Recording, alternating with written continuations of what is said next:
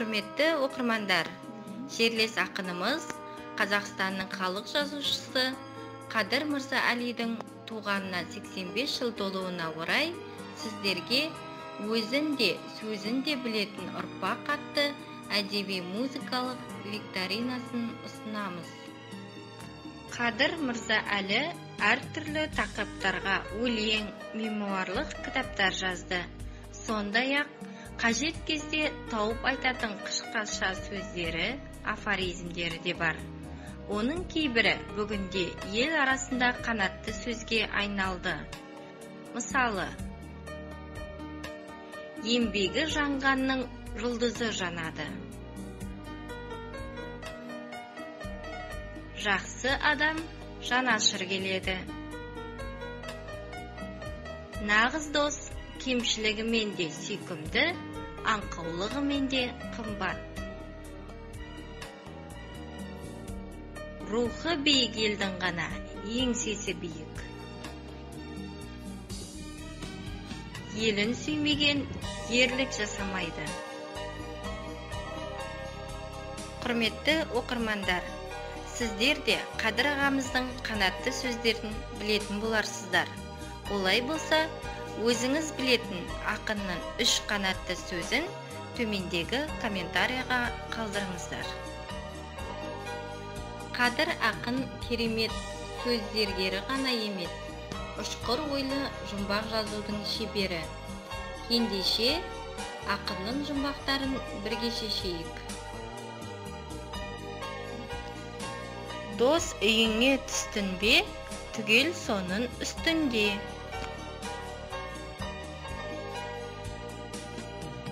Жауабы дастархан. Қабат-қабат, қабат-қабат ағаш үй, әйнектелген лақталған тамаша үй.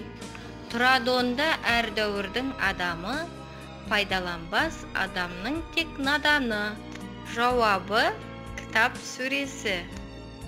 Бояуларым қашып кетті, көк қағазды басып кетті, қатарларын тізіп алды, арттарында ізі қалды. Жауабы кемпір қосақ. Екі езуі құлағына жетеді, тамақ жесе ызың-ызың етеді.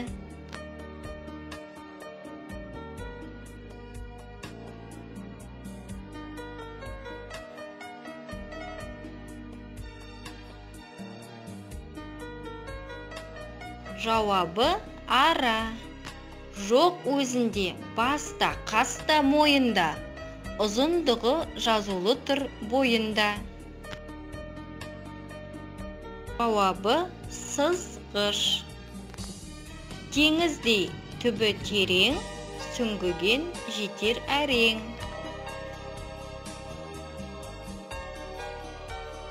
Жауабы білім. Келесі кезекте Қадыр ағамыздың мақал-мәтелдерінің жалғасын табамыз. Ер еліне, ел жеріне тартады. Жат жердің сыйынан, туған жердің қиы артық. Елің мықты болса, өртті де өшіресің, жауды да көшіресің. Рудың шежіресі, ұлттың тарихы бар. Келесі кезекте әнді тап викторинасы. Қадыр Мырза Әлінің сөзіне жазылған белгілі бір әннің үзіндісін тыңдаймыз. Сол әннің дұрыс атауын төмендегі комментарияға қалдырыңыздар.